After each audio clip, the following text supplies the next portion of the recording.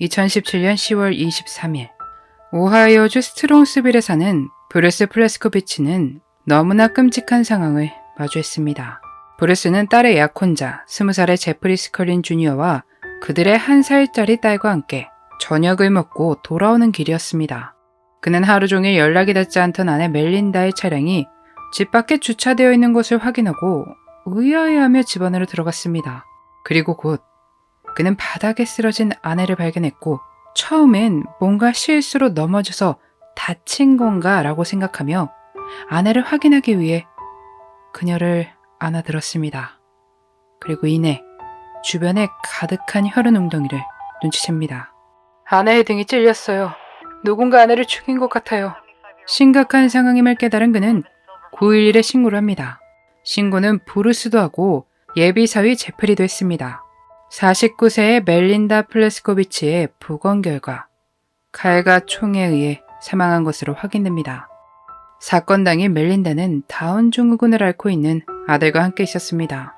안타깝게도 아들은 말을 하지 않는다고 합니다. 이날 오후 4시 30분 그녀는 남편 브루스에게 브루케틀에서 만나요 라는 문자를 보냈죠. 그런데 브루스는 그 문자가 이상하다고 느꼈습니다. 뭔가 평소의 그녀와 다른 것 같은 느낌이었지만 일단 알겠다고 대답했습니다. 하지만 아내는 나타나지 않았고 그는 체육관에 가겠다고 문자를 보냅니다. 그 이후에 딸 안나와 예비사위 제프리로부터 애플비에서 밥을 먹자는 이야기를 듣고 오후 7시 애플비에 도착했죠. 그들에게 엄마와 연락이 닿느냐고 물었지만 그들도 엄마가 연락을 받지 않는다고 대답합니다. 브루스는 멜린다와 연락이 안 돼서일까요? 이날 내내 이상한 느낌을 지울 수가 없었습니다. 멜린다가 만나자고 했던 식당부터 시작해서 뭔가 그를 집에 갈 수 없게끔 만드는 그런 느낌을 받았습니다. 그들은 식사를 마쳤고 안나는 제프리에게 집 열쇠를 건네주고 그들을 먼저 집에 보냅니다. 그렇게 돌아간 집에서 아내를 발견하게 된 것입니다. 경찰은 브루스와 제프리를 신문했습니다. 브루스는 그날 있었던 일을 설명했습니다. 그리고 제프리의 신문이 시작됐죠. 제프리에 따르면 원래는 다 같이 애플비 식당에 가서 저녁을 먹을 예정이었다고 합니다. 그런데 멜린다가 일이 생겨서 참여하지 못한다고 말했고 멜린다와 막내 아들 카일만이 집에 남습니다. 그는 애플비로 가기 전에 이모 집에 들렀다가 주유소에도 들렀다고 전했죠. 그리고 제프리는 1년 동안 집에 있었던 일을 꺼내놓았습니다. 어떤 누군가가 여러 차례 집에 침입 시도를 하려 했다고 말입니다. 이 일들은 제프리가 이 집에 들어오고 얼마 안 돼서부터 시작됐습니다. 그에 따르면 자신은 이 침입자를 몰아내는데 힘을 보태는 중요한 인물이었다고 합니다. 본인에 따르면 집에 침입하려는 인물을 마주치기도 했었으나 너무 정신도 없고 문을 막는 데 급급해 범인을 제대로 목격하지 못했다고 대답했죠. 아내 안나 역시 집 창문에 후드를 눌러 쓴 사람이 유리창에 바싹 붙어 있는 것을 목격한 적이 있다고 합니다. 또 그 밖에도 여러 수상한 일들이 있었는데 1월에 노트북을 도난당해 신고했고 7월에 제프리가 수상한 사람이 집 주변에 있어 그것을 신고했습니다. 2명의 10대와 성인 남성 1명이 자신의 집 뒤에 숨어 있다고 알렸죠. 그가 신고를 하자 이 성인 남성이 10대들에게 도망치라고 알렸습니다. 경찰이 출동했지만 주변에서 누구도 찾을 수 없었습니다. 9월, 멜린다의 자동차 키가 달린 꾸러미가 사라집니다. 범인은 이 열쇠를 사용해 새벽 4시 30분에 사람들을 불안에 떨게 만들었습니다. 그렇게 가족은 불안한 날들을 보내고 있었습니다. 가족은 특별히 누군가에게 원한을 살 만한 일을 한 적이 없으며 멜린다는 말할 것도 없었습니다.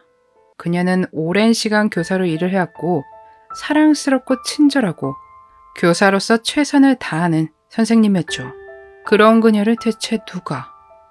그녀에게 이런 끔찍한 일이 일어났다는 것에 많은 사람들이 당황했습니다. 멜린다의 죽음이 더 안타까운 이유는 딸의 결혼식을 앞두고 있었기 때문입니다. 바로 며칠 뒤였죠. 그렇게 딸 안나와 제프리의 결혼이 예정되어 있던 그날, 멜린다의 장례식이 열립니다.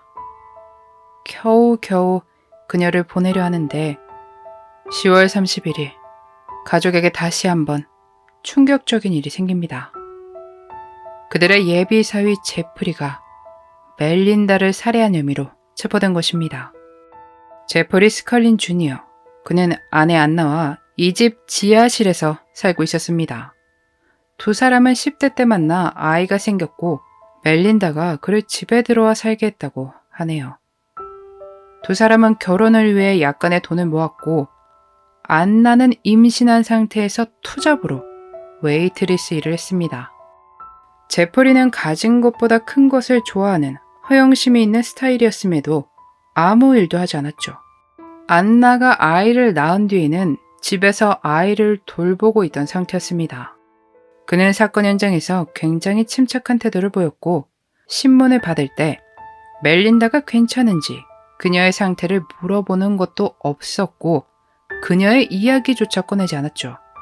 경찰은 그의 태도를 이상하다 느꼈고 알리바이가 맞지 않아 그를 의심하고 있던 상태였습니다.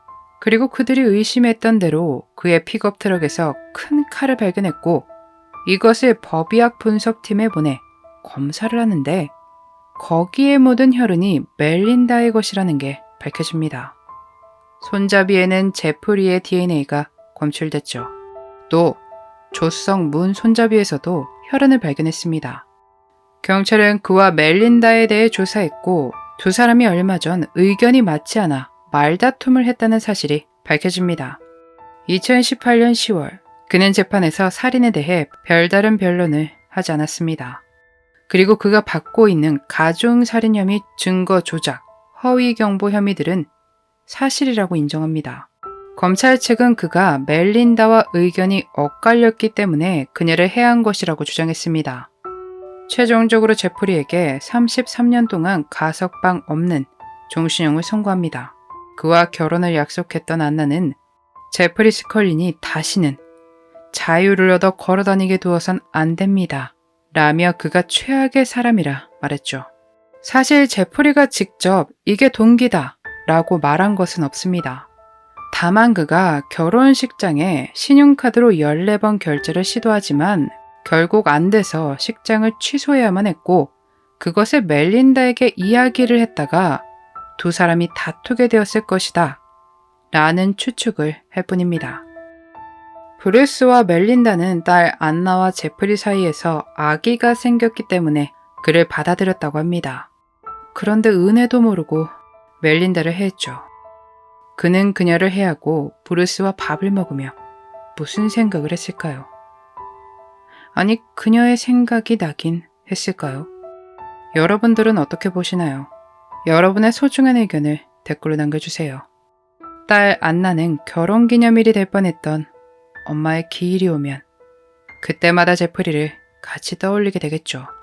언젠가는 엄마와 가족들만의 추억으로만 그녀를 기릴 수 있는 날이 찾아오면 좋겠습니다. 온정을 베풀었을 뿐인데 그 대가로 너무 소중한 가족을 잃어야만 했던 멜린다의 가족에게 하루빨리 마음의 안정이 찾아오길 바랍니다. 그날의 미스터리 오키노TV였습니다. 함께 해주셔서 감사합니다.